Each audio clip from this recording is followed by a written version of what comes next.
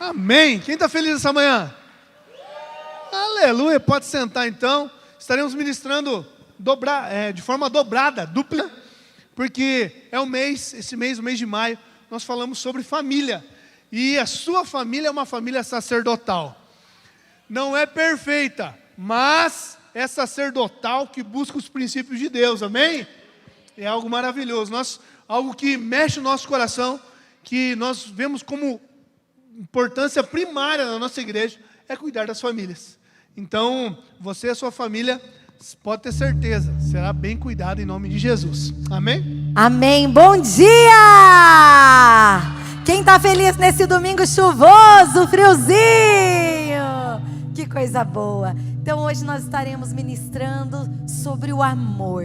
Ah, queridos, uma palavra tão pequena, mas que faz tanta diferença dentro da casa. Hoje falaremos sobre atitudes do amor que precisamos colocar em prática dentro das nossas casas, com as nossas famílias. Esses dias eu recebi algo que eu achei muito, muito importante e eu quero compartilhar com vocês para começarmos já no início, já pensarmos, refletirmos sobre a importância das atitudes do amor dentro do relacionamento conjugal e dentro da família.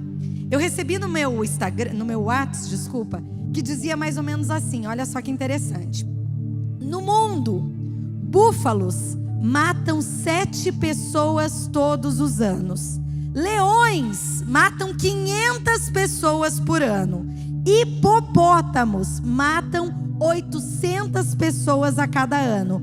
Aranhas matam 5.000 pessoas por ano. Escorpiões matam 7.000 pessoas por ano.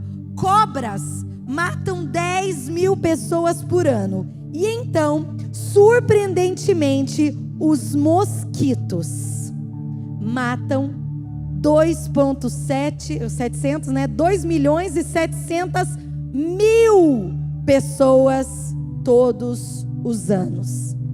O menor é o mais mortal.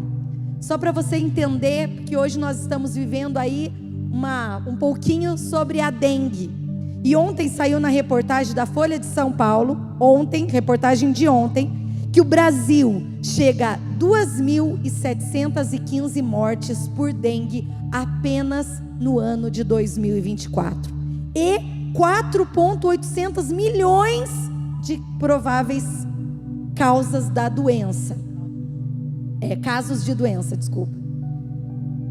Algo tão pequenininho que mais destrói. E aí eu comecei a pensar que não são as montanhas, as grandes pedras que nos fazem tropeçar. Muitas vezes são, as pequenininhas. Tão pequenininha que quem sabe você não está nem enxergando daí. Mas tem uma pedrinha aqui na minha mão. Às vezes são essas pedrinhas que mais fazem a gente tropeçar e cair. Se fosse para você colocar uma pedrinha desse dentro do teu sapato, você ia perceber o quão pequenininha, mas o quanto incomoda. E o que tem a ver essa pequena pedrinha com a vida familiar? Que às vezes não são as grandes atitudes que têm destruído os lares, mas são as pequenas atitudes, ou falta delas, que têm destruído, quem sabe, a sua casa, seu casamento, seu relacionamento com seus filhos. E hoje nós falaremos 16 atitudes, mas em apenas 6 slides.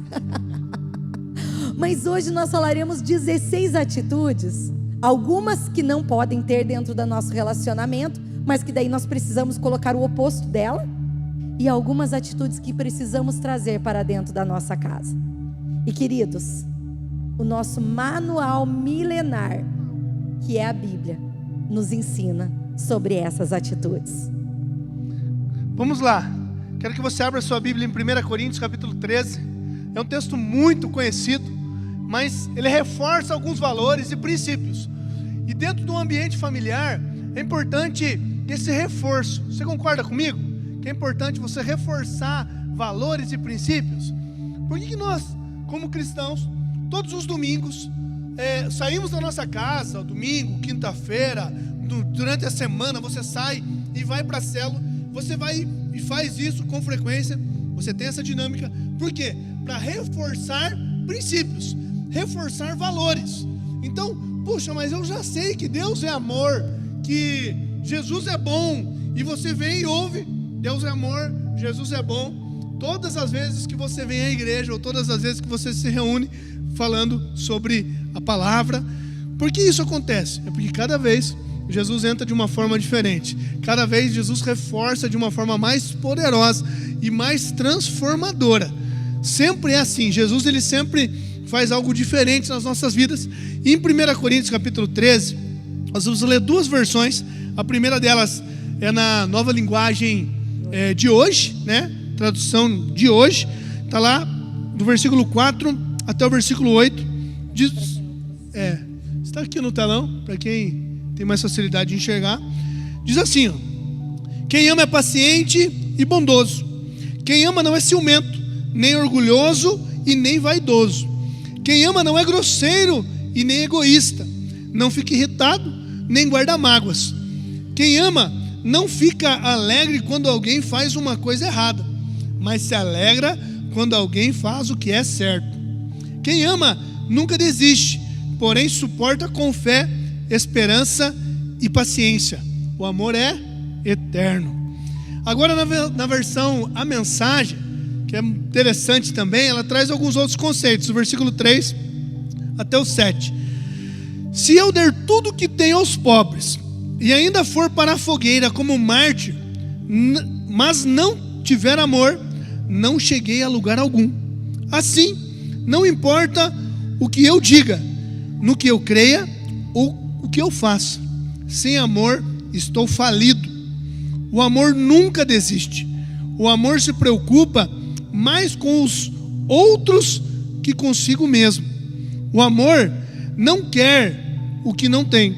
O amor não é esnobe, não tem a mente soberba, não se impõe sobre os outros, não age na base do eu primeiro, não perde as estribeiras, não contabiliza os pecados dos outros, não festeja quando os outros rastejam. Que fantástico, né?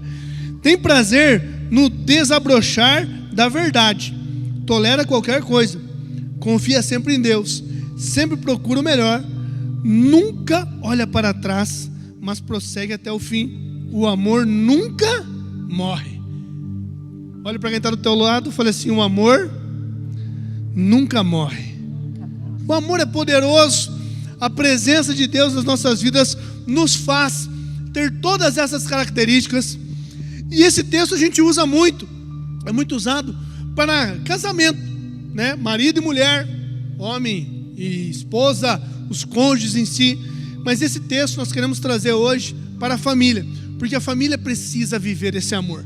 Quando a família se une, quando o casal decide viver juntos e tem os seus filhos, e os seus filhos têm os seus filhos, se tornam cada vez uma família maior, ela precisa viver esses princípios, porque esses princípios bem estabelecidos dentro de casa vão fazer com que haja sucesso dentro de casa. Quantos aqui querem ter sucesso em casa? Porque uma família estruturada é uma vida feliz, sim ou não? Ontem mesmo no Encontro com Deus, estamos tendo Encontro com Deus de homens, para a honra e glória do nosso Deus. 157 homens estão nesse final de semana lá no acampamento, sendo transformados, famílias sendo restauradas, né? Maravilhoso. E eu vi parte de um testemunho, e o irmão falava o seguinte, falava assim, ó: às vezes a gente pensa que dinheiro vai fazer com que a família da gente se torne feliz. O dinheiro vai fazer a felicidade, o dinheiro vai trazer união, o dinheiro vai trazer o amor, o dinheiro vai completar. Ele falou assim, ó: eu posso falar para vocês, um testemunha viva, que o dinheiro não traz isso. Não traz isso. Eu tenho recurso e não traz. O que trouxe e o que traz é o dia a dia em Deus. É Jesus Cristo vivo na nossa casa, na nossa família, nós comungando em Cristo, nós caminhando em Cristo Jesus. Isso que traz e faz toda a diferença. Então, o amor, a vida em Cristo, vai fazer com que todas essas características, esses adjetivos, vivam dentro de nós e nós possamos cada dia mais viver de uma forma mais poderosa em Deus. Em 1 João, capítulo 3:18, diz assim: meus filhinhos, o nosso amor não deve ser somente de palavras e de conversas. Deve ser um amor verdadeiro que se mostra por meio de ações. Então, tanto o apóstolo João quanto o apóstolo Paulo, eles estão reafirmando que amor é atitude. Fala, amor é atitude. Se você vive esse amor dentro de casa, você terá sucesso, porque a Bíblia, ela é certeira, ela é a verdade. Se você não viver esses princípios dentro do seu lar, pode ter certeza que vai dar errado, porque a palavra de Deus, ela nos orienta. O ano passado nós estivemos na Grécia e fomos conhecer a cidade de Corinto, aonde Paulo, ele escreve sobre essas características. E é muito interessante que quando nós chegamos lá, estávamos com o nosso mestre, pastor Elias Dantas. Ele começou a explicar o porquê que Paulo, ele escreve sobre o amor, sobre as características do amor, porque nessa cidade havia muita prostituição, e o amor ali era um amor corrompido, era um amor que não era verdadeiro, que não era um amor que Deus gostaria que o homem vivesse. Era um amor totalmente desestruturado, um amor egoísta, um amor que pensava apenas nos seus próprios prazeres. Quando Paulo, ele começa a citar cada uma dessas características, ele estava trazendo um padrão sobre o que é o verdadeiro amor. E hoje nós vamos estar ministrando sobre essas 16 características do que é o verdadeiro amor. Vamos lá para a primeira, por favor. Primeiro, a Bíblia fala assim que o amor, ele é paciente e bondoso. Quem aqui é casado? A vida 2 exige essa paciência. Obrigado. Eu acho que é mais ele comigo do que eu com ele. Porque, gente, a verdade são duas pessoas totalmente diferentes que começam a conviver. E quando vem os filhos? Os filhos são todos iguais? Cada um vem com uma personalidade. Desde pequenininho a gente já começa a identificar a personalidade. Um mais agitado, outro mais calminho. Um mais sorridente, outro mais sério. A gente vai vendo as diferenças. E, gente, é necessário a paciência. A paciência para ter um bom convívio. Você já imaginou se cada vez que acontece uma circunstância, um briga com o outro, um reclama para o outro? Tem que haver bondade. No relacionamento é necessário um ser bondoso para com o outro. Isso é de extrema importância. Gente, a bondade, ela precisa prevalecer nos nossos relacionamentos. Estava aqui pensando, né? Quantos momentos que eu precisei ser paciente com essa princesa. Ah, meu Deus, momento perdigão abrindo o coração. Tô brincando, mas em especial com os filhos. A gente chega um dia de trabalho, a jornada estressante, e você chega em casa e daqui a pouco os filhos, principalmente quando são pequenos, eles gostam de nos testar. Quem aqui já foi testado pelos filhos aí? Levantar as duas aqui, porque o Miguel gostava de testar a gente. O Rafa testar um pouco menos. Ele já aprendeu, ele é sábio, né? Aprendeu com o irmão. Não testa que dá zebra, não testa que tem as consequências. Mas eu lembro que Deus usa os filhos para nos ensinar. E Deus nos ensina a ser paciente através dos filhos. Às vezes você fala para eles não fazerem algo e eles continuam fazendo. Eu lembro que até um culto atrás aqui eu contei que os meninos chegavam da escola e colocavam lá o tênis no meio da sala, a mochila no meio da sala, e daí daqui a pouco a gente fez um acordo com eles: próxima vez vai pro lixo o tênis, vai pro lixo a mala. No outro dia eles deixaram no meio da sala. A Sueli pegou e jogou no lixo, jogou no lixo o tênis e a mala, né? É claro que eles pegaram, né, e tudo certo, mas a partir daquele momento nunca mais eles começaram. Nunca mais não, às vezes ainda acontece. E daí quando eles menos esperam, começam a procurar, tá lá no lixo o tênis e a mala, porque é assim, né? Mas de uma forma paciente e bondosa, instrutiva, sem briga, sem confusão dentro do lar. coloque acordo. Se não cumprir, honra a tua palavra. Pai e mãe tem que aprender a honrar a palavra, ok?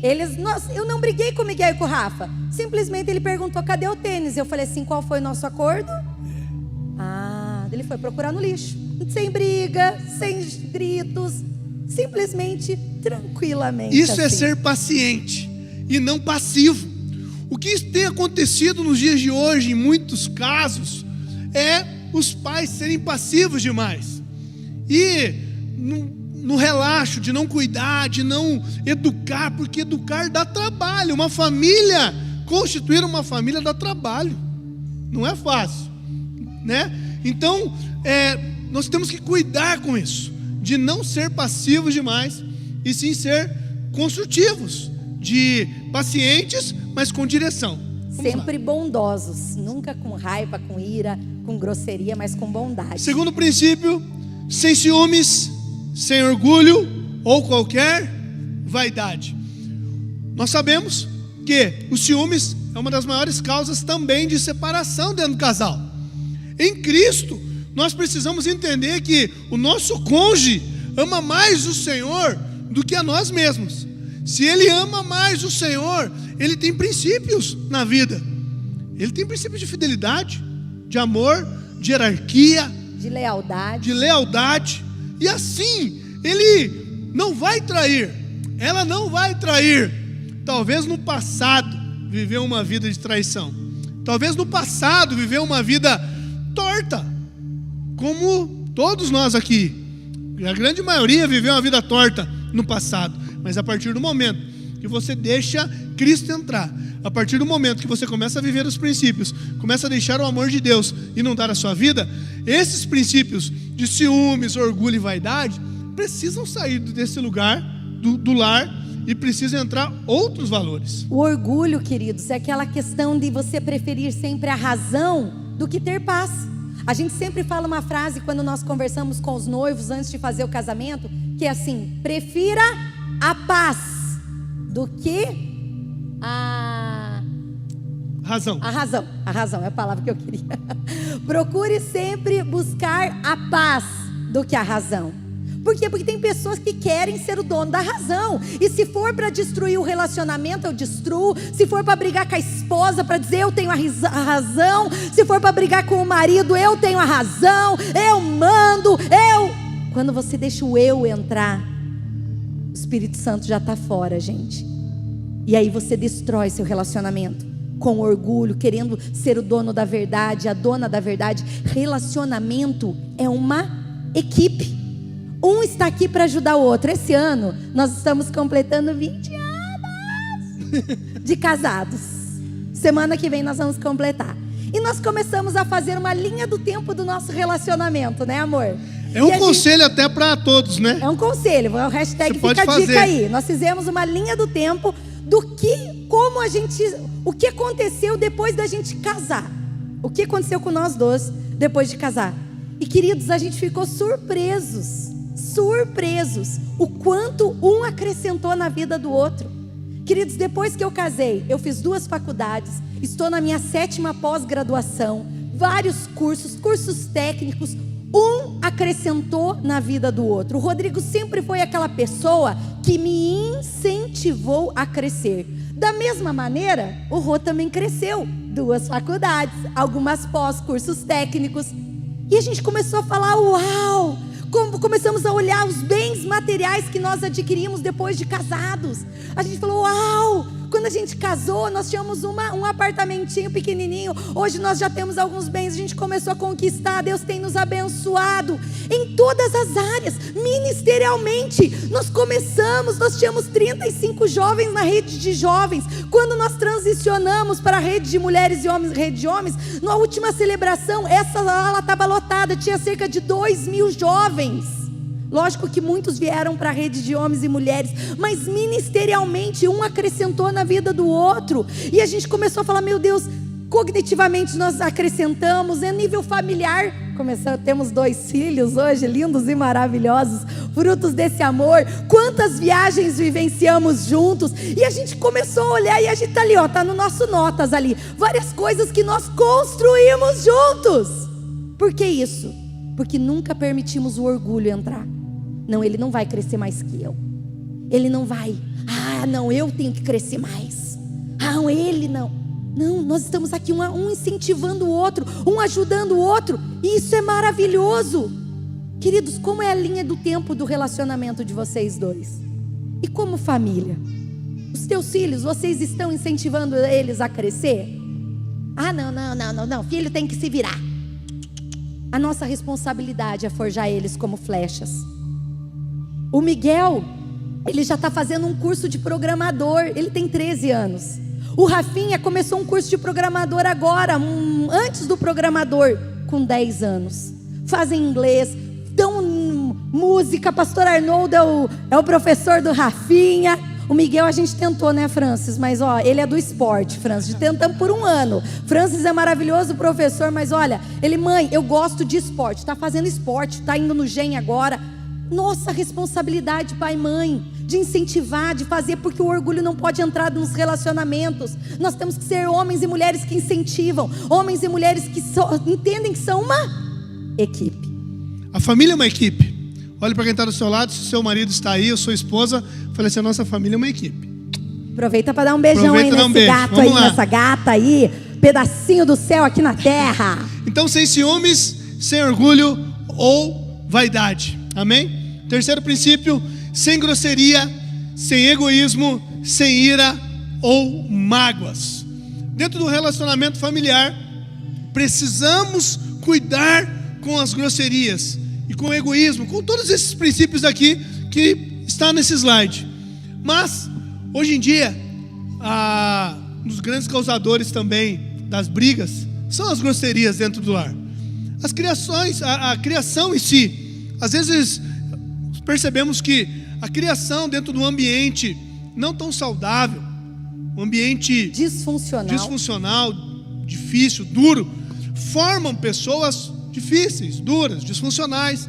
E aí, quando se unem as duas pessoas, se torna, em vez de ter um ninho de amor, é um ringue de guerra, né? É um ringue, é um octógono. Os dois, um brigando. Nós ministramos sobre isso semana passada, o cabo de guerra. Cabo de guerra. E se torna um ambiente grosseiro, hostil, brabo, briguento. Nós temos que não há paz, não há alegria. Tomar muito cuidado com isso, porque isso destrói. São as pequenas pedrinhas que vão destruindo um grande relacionamento, uma grande família. E eu lembro também, amor, daquela história de uma criança, um jovem. Ele estava lavando a louça em casa e daqui a pouco ele quebra um copo e pisa no caco de vidro.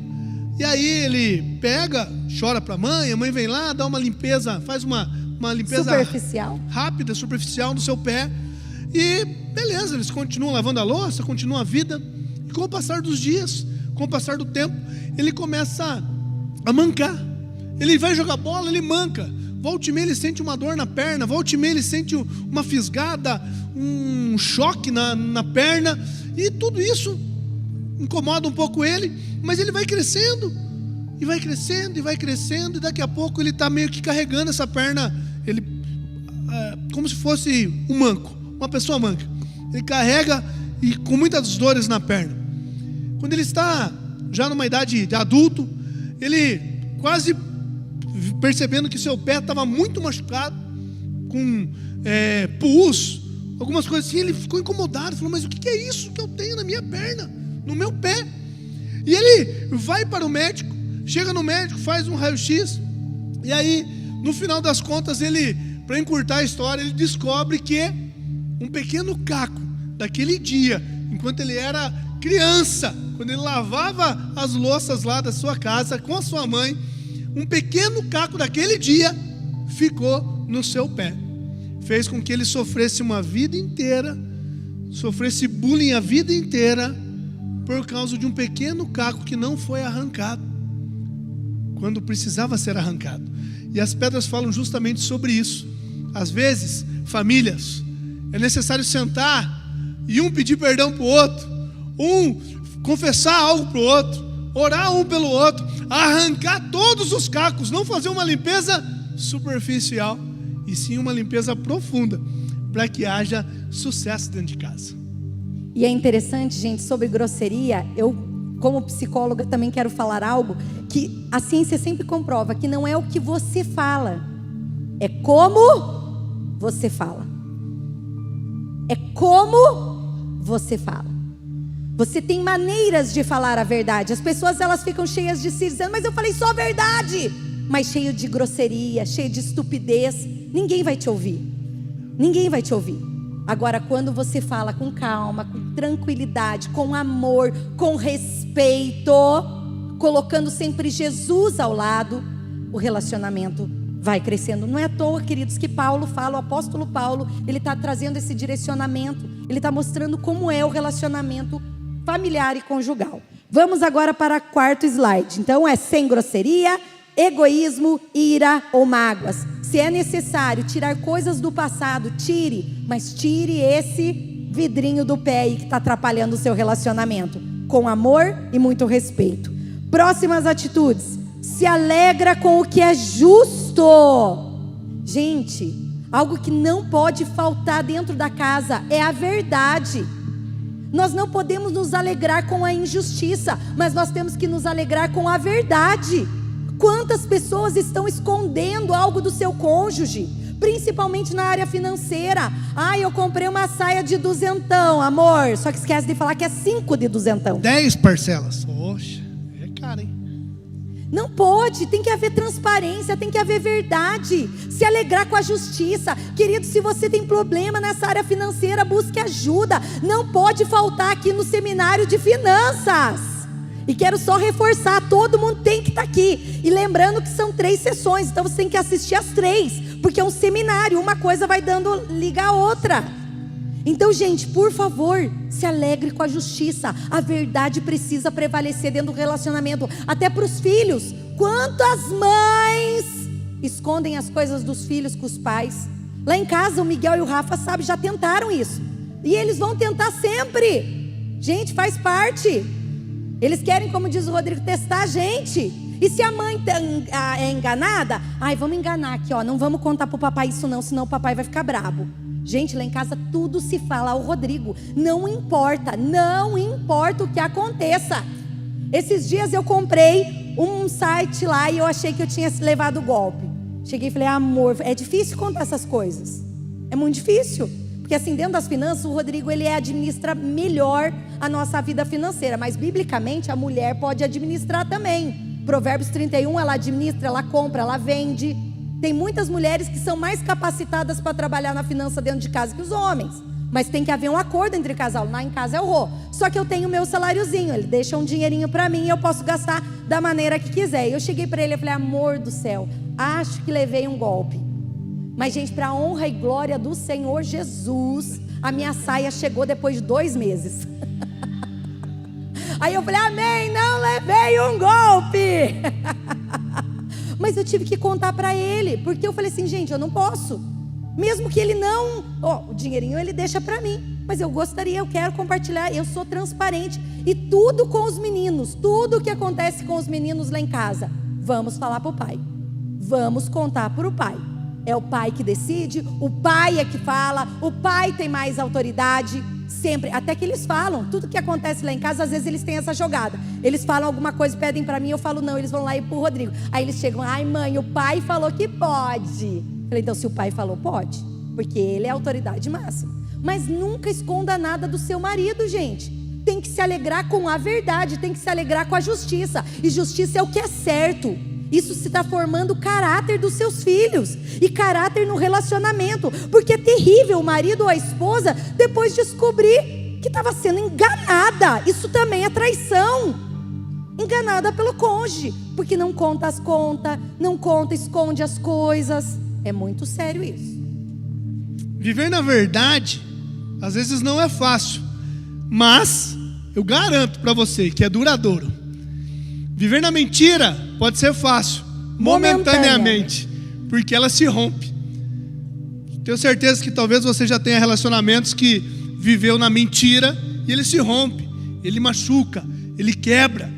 Então, viva a verdade, viva a justiça. É importante entendermos que Cristo sempre é maior do que qualquer coisa. E não esquecer que Jesus é o caminho, a verdade. E quem é o pai da mentira?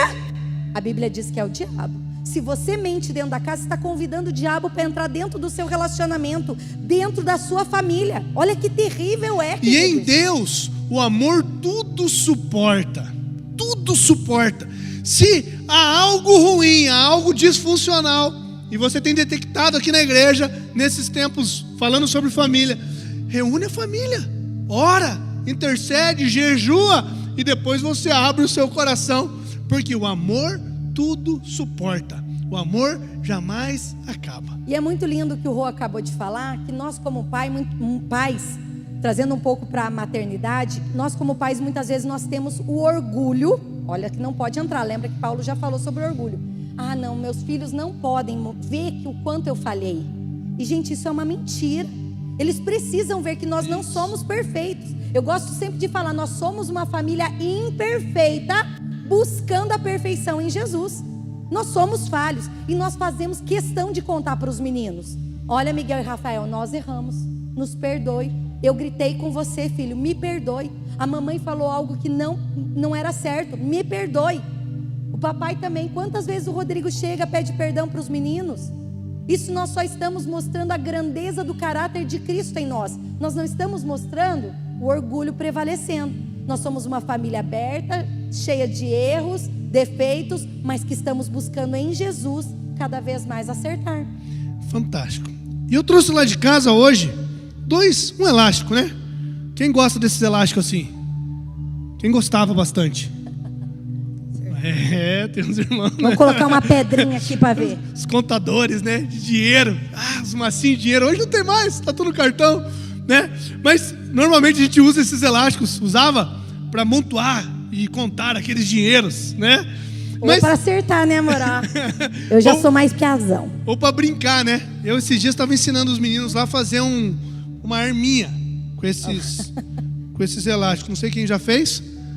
Pá, né? Solta aqui o de baixo, sai voando. O alvo era a mãe. Mas não é o propósito, não era esse, né? A dinâmica é outra. A dinâmica é o seguinte: a gente tem que entender que o nosso relacionamento, ele precisa também ser flexível, precisa ser elástico. Nem tudo pode ser duro, rígido. Quando nós somos muito duro, muito rígido, ferro e fogo, né? Tem muitas pessoas, muito justo, é um negócio muito enrijecido. O que acontece? Ele quebra rápido, ele fere, ele não tem flexibilidade. Pega dois plásticos, um plástico duro, seco, e um plástico mais flexível. O seco, você dá uma pancadinha nele, ele quebra. Mas você pega um outro mais flexível, ele vai para um lado, vai para outro, e ele vai se amoldando. Vai cedendo E não quebra. A nossa vida é assim, é tipo um elástico desse. A nossa casa precisa ser um elástico desse. Às vezes, em momentos você é um pouco mais rígido, um pouco mais duro, talvez na criação dos filhos, ou em relação aos dois mesmo, né? Há às vezes uma relação mais rígida, mas em momentos tem que ser também mais flexível, que você possa viver essa flexibilidade em casa. A Bíblia diz para nós não sermos demasiadamente justos, porque às vezes quando a gente é duro demais, é justo demais, machuca e fere.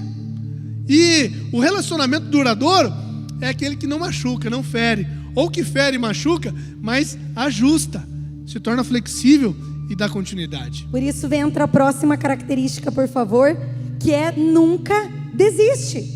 Porque quando há essa flexibilidade, um está disposto a ceder, o outro está disposto a viver, entende? Vocês vão vivendo e vão se adaptando, vão se moldando a um ao outro. E a família também. É necessária essa flexibilidade para não haver desistência.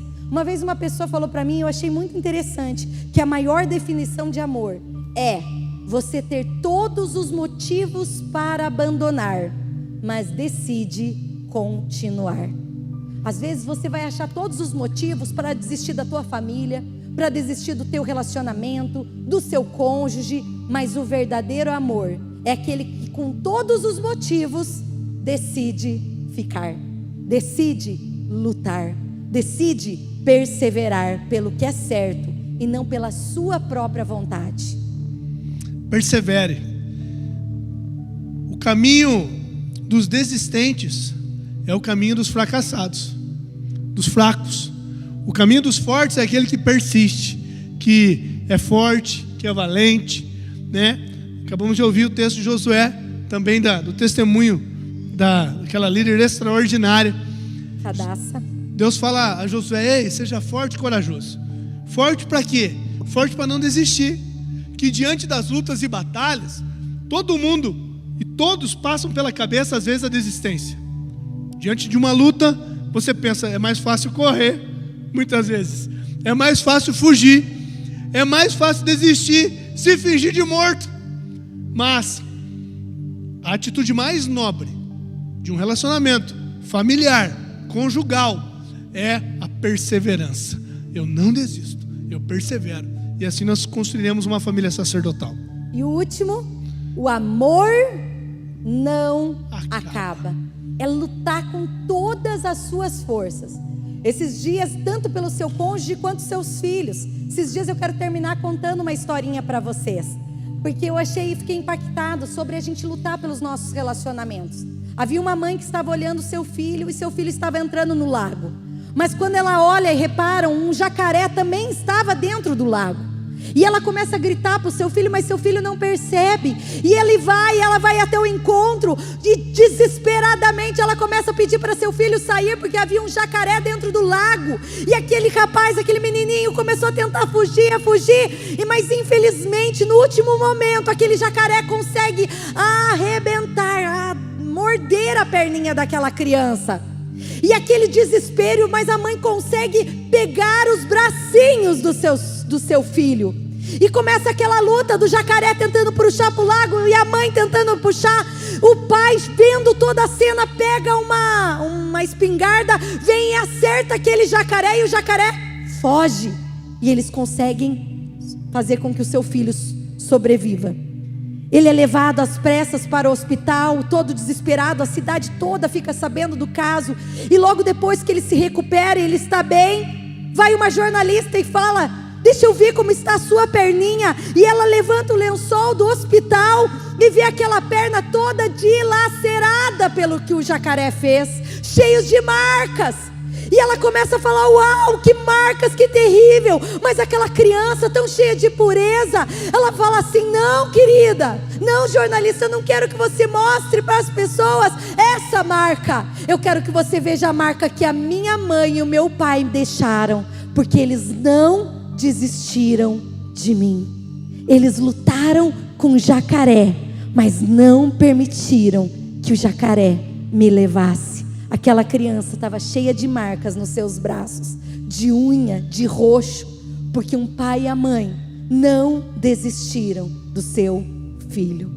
Quem sabe você está aqui, está querendo desistir do seu casamento, querendo desistir dos seus filhos, querendo desistir da sua família.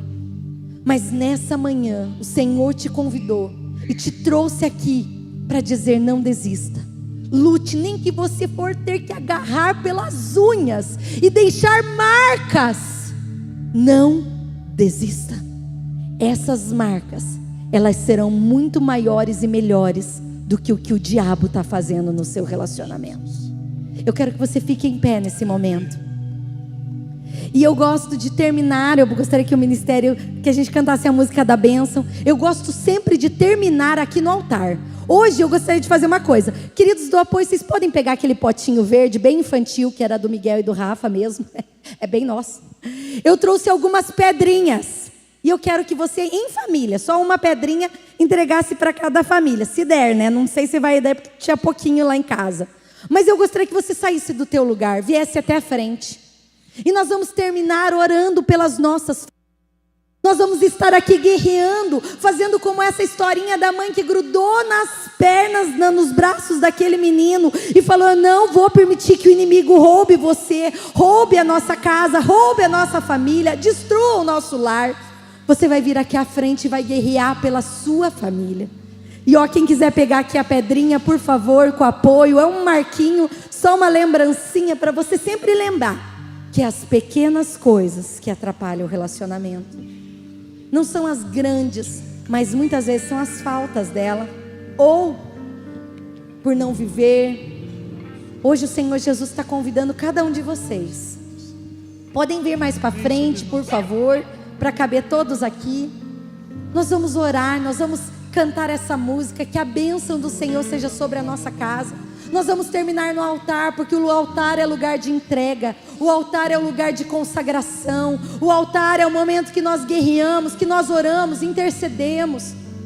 Eu não sei qual é a luta que você está passando como família, mas uma coisa eu tenho certeza, queridos: vocês precisam guerrear pela sua casa. O inimigo, ele está ali como aquele jacaré que roubou, está tentando roubar, destruir a sua casa, o seu casamento, a sua família, suas finanças. Mas hoje o Senhor Jesus está aqui e Ele vai trazer restauração. Então fecha os teus olhos e vamos abrace a sua família. Aproveite esse momento para você orar, interceder por ela. Aproveite também esse momento, talvez, para você pedir perdão por algo. Enquanto nós adoramos, enquanto nós cantamos, aproveite esse momento, não perca. Poderoso demais.